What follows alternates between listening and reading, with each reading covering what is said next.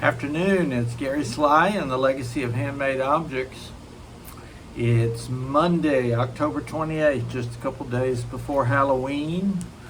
I know we had our big Halloween candy event for the kids last Saturday, so maybe a lot of you are starting to think about Thanksgiving, and I thought today I'd turn my attention to that for a little bit. I'm out on my balcony. Actually, I'm up at my apartment in Ocala, Florida today, which is about a 45-minute drive north of where my shop is located in Leesburg. Pretty soon I won't have to make that commute anymore, because when I move into the new place, the plan is to live upstairs above the apartment, or above the shop. But I just want to kind of mention what happens here in Florida in the winter, because I think a lot of times tourists come down in July and August, and I understand how beastly hot it is during that time, and they don't realize that it's not always hot here in Florida. I like to say that summer lasts pretty much unremittingly with high humidity from May the 1st to October 1st. And after October 1st, the other 7 months of the year are pretty close to paradise when it comes to weather. We have very little rain in the winter, as opposed to summers when we have those downpours every afternoon. Temperatures usually get up into the 70s or probably 80s during the day, and dip down into the 50s, sometimes 60s. We even get a frost every once in a while, particularly this far north in Ocala. But you can start out most days with a sweater on. You don't need it by the afternoon. You can turn off the AC and the heat, and it really is pretty lovely. I think a lot of the old Floridians didn't even have heat in their homes, because the rare times when it gets down really cold is unusual. Now, I'm a person who hates the cold, and so you can imagine that I'm pretty happy here in Florida. And I don't mind the summers. I can certainly handle the heat. Floridians don't go outside much during the summer. We stay inside in the air conditioning. So we'll leave Disney World and Universal and all those places to the tourists during those months. And the other thing I would say, I'm out on my balcony, and I would not say that Florida has verdant colors, but we do have trees that lose their leaves. You can see behind me here some brown leaves. That's a sycamore tree. We have a little lake down in that direction, and there are a whole row of sycamores here, and they lose their leaves in the winter.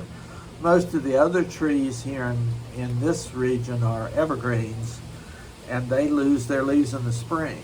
So if you live where you have a live oak in your front yard, you'll have leaves to rake up when the buds start popping out in the spring. So I love the winters here, and I always enjoy my time outside in these beautiful days. Went to an arboretum up in Gainesville, Florida yesterday on Sunday, and strolled around a bit. It's the Kanapaha Botanical Gardens in Gainesville, Florida. Well, as I said, I wanted to talk just a little bit about Thanksgiving. Maybe give you some pattern ideas, or maybe some directions to look if you want some fall color Thanksgiving-ish kind of patterns, and also some project ideas. I was thinking about this earlier. Many times we're traveling during the holidays. We're going to other people's homes. Maybe we want a small gift to give to folks. I found bread cloths are real nice to have during the holidays. You probably don't use them during the regular year, but when you have a nice fancy table during the holidays, putting all your rolls in a bread cloth and a basket really makes your table look nice. You can also do napkins, table runners, placemats, all the rest. But the reason I mention bread cloths is they're very quick and easy to do. I actually buy fairly inexpensive linen napkins, and usually do like a monogram or some kind of an acorn or a fall leaf or something like that in the corner, and those can be used both as napkins and as bread cloths. So as you think about the fall gatherings that you're going to be going to, think about whether you have time to make some cute little handmade gifts to go along. Another thing that I think people like a lot is little tea towels in their guest bathroom. And as we approach the holidays, you can find those pretty easily. You know, Charles Craft was a company that used to do all that. They don't make as many of those as they used to, but they're still in business. And there are now other companies that also make the little towels and that sort of thing. So if you're looking for some fun little projects for the holidays, as well, of course, as thinking about Christmas ornaments and some of that stuff, but I won't go there today. So one of the things I think is useful for me when I look at patterns is who are the designers that appeal to me, whose colors, whose style really captures my attention. I didn't bring a lot of vintage stuff with me today because most of those I thought were probably kind of hard to get to. But there is one designer that's no longer working called Nutmeg Needle. And the reason I love Nutmeg Needle and some other designers like them, Just Nan is another one you probably would find, is that they do a wonderful job with surface embroidery patterns. So this one is just fall, and it's actually got a pumpkin pin in the middle of it there rather than stitching, but you can always stitch a quick little pumpkin too if you've got some design ideas to use. So Nutmeg Needle, if you like surface embroidery, if you like pulled thread designs, it's an older designer. They're not around, but you can certainly find them in your vintage shops. One of my favorites as far as modern designers is Erica Michaels' Needle Art Designs. One of the reasons I like Erica Michaels is that it appeals to a broad range of folks. She has all sorts of wonderful little smalls. Now that's called Pumpkins Please. Would be fun for Halloween and Thanksgiving. And she's made it into a tiny little cushion. You could use as a pin cushion or something to just sit around. One of the things about these little smalls, and particularly the ones that Erica Michael does, is that you can put a bowl of smalls out for the holidays and then you can put them away again. So it gives you an alternative to all the framed pieces that we tend to build up in our lives. This one is called Turkey Time by Erica Michaels. You've got one of the little pillows and you've also got one of her famous strawberries there. So those are always fun, and that's a nice design.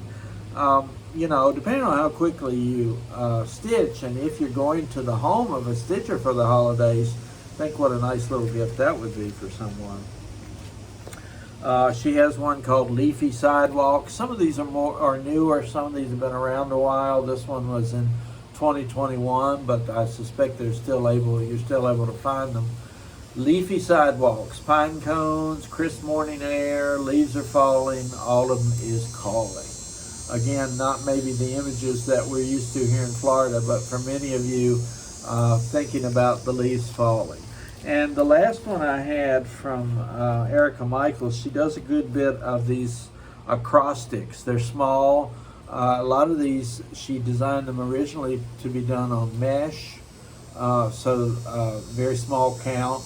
But if you can't find silk mesh anymore, you can always use small count linen or whatever, and you can do them bigger if you want. And that's an acrostic where she's defining autumn as abundance, rustling, blustery pumpkins, moonlit, and changing. Some even more up-to-date or current designs that are interesting. Don't know if you've ever done anything by Posie, P-O-S-I-E, but she has a series of these things this is Things of Autumn, but she has a series of these that represent the four seasons.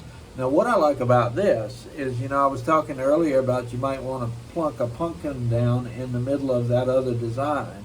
Well, even if you don't want to stitch this whole design as it is done, you see she's got a nice little design for a pumpkin, and there's a beautiful little orange leaf there, there's a sweater, so that those are motifs that you could lift and use even if you decide you don't want to stitch it exactly as she has it. And that's Posy. I always try to, in my shop, think about the needle pointers. Laura J. Perrin Designs. This is a very new one I haven't had very long, with needlepoint and surface embroidery kind of stitches. It's mostly standard needlepoint, but there's some stem stitches, probably some French knots or Georgian knots, I can't quite tell. And that's called Harvest Time, so you've got a bunch of grapes. What wonderful colors. And of course you can innovate with color if you don't like that. Kathy Barrick, who lives up in Maryland, I know is probably experiencing some fall color and some fall temperatures right now. And she has autumn pin drums, or this particular design is an autumn pin drum. Kathy is another one like Erica Michaels who uses designs in innovative ways. So the pin drums would be another way that you could escape the syndrome of trying to frame everything that you do. Pin drums are great just to sit around on a table or actually use them to put your pins in. Jan Hicks creates. Jan always has a wonderful use of color. Look at this, the oak sleeps in the acorn. Just a wonderful design. So I recommend these designers as people that you can go to if you like the colors and you like some of these more modern styles. I don't get to talk about wedding samplers very much because I don't see them very often anymore. In my shop I have old vintage ones that are maybe a little bit dated and maybe not quite as popular. And then many of the others that I see are digital downloads and are only available online. Counting Puddles, though, I think has done a stunning job with this wedding sampler. That just screams fall to me. I'm not even sure if that's what she had in mind when she did that, and just because this is designed as a wedding sampler doesn't mean you'd have to use it that way. You could put some other kind of motifs in the middle. And I'm not sure you can see it, but there's some white on cream there in the middle, with even some more surface designs that go with that. I would recommend Counting Puddles for some of the more modern styles that you might use for wedding samplers and maybe even other things. Because after all, the folks who are getting married today are often young people. And of course they're not going to want styles of wedding samplers and colors and that sort of thing that we might have seen in the 70s and 80s and before. Many times it's an older person getting married again or for the first time, and they might appreciate those more traditional colors more.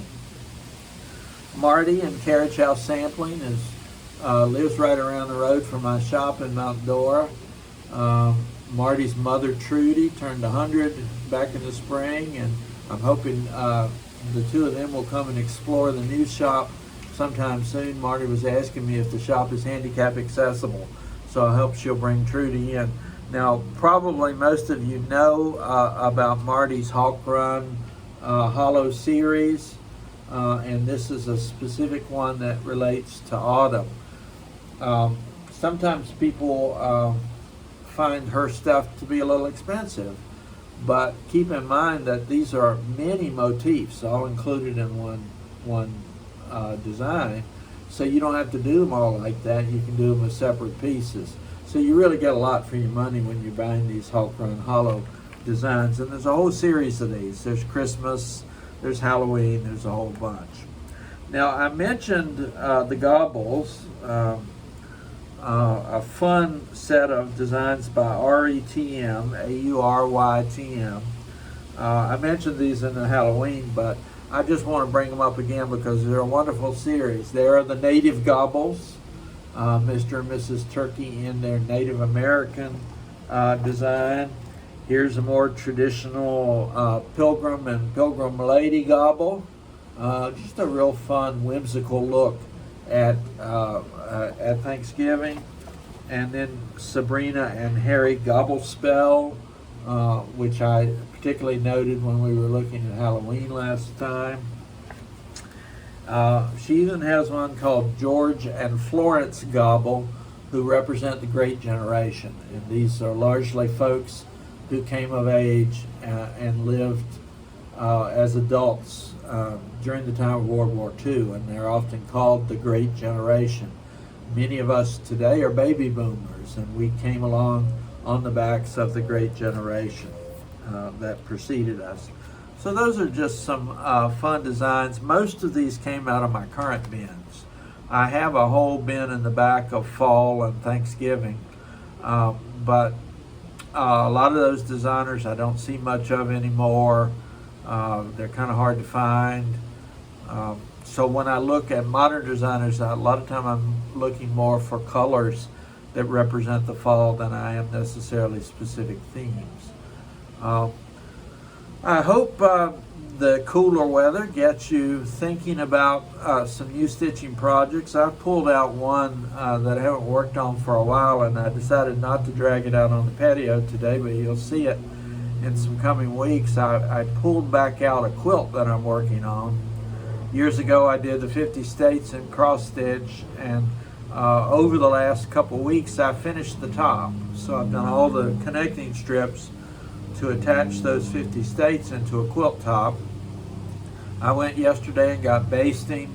I already have the back fabric that I need, so the next job is going to be some ironing and pinning and getting ready to start quilting on that project. So I'll show you some highlights of that as time goes along as well. I'm pretty excited about that, and I have the perfect spot for it to hang in my new shop in Leesburg when I get finished with it. I also am starting to think about now, and I hope you will too, about projects that you can enter in your local county and state fairs. If I get the quilt done in time, I'm going to take it to our county fair and maybe even eventually enter it in the Florida State Fair. Obviously, fairs are a fun way to show your stuff off and let people tell you how beautiful your stitching and work is. But more importantly than that, I think, is that if we don't enter our stuff into fairs and we don't put it out there, then people don't realize that this craft is still going on. And so many times I hear people say, oh, cross stitch is a dying art. Well, they don't know the fervent cross stitchers that I know, or they wouldn't be saying that. So if you have a local fair, and some counties don't, here in Marion County where I live now, there is no county fair anymore. It kind of fell away and nobody has revived it. But in Lake County, where my shop is located, there's a fun little fair. So I'm hoping to enter there when spring comes. Do think about that as another way of educating people and showing people that we're still doing this. And fairs are a good place to go and sit and stitch. If you've got a small group, I suspect the fair organizers would love to have you come and hang out in the area where the stitching samples are shown and do some stitching one day and let people know that it's still happening. Well, I have been doing some baking today. We've got a big event in downtown Leesburg coming up this weekend. I'll tell you some more about that next week if I survive. I'm doing a lot of baking between now and next Saturday, and that's why I stayed home today. So I'll go back in and get some more work done on that. I hope you have a pleasant week and are enjoying some fall colors and some fall temperatures. As always, this is Gary Sly, and this is the legacy of Handmade Objects.